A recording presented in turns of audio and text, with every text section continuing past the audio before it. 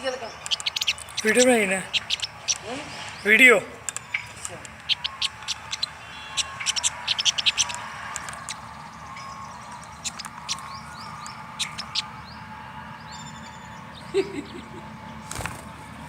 ਭਾਈ ਜੀ ਤੁਹਾਡੀ ਪਰਵਾਹੀ ਨਹੀਂ ਕਰਦੀ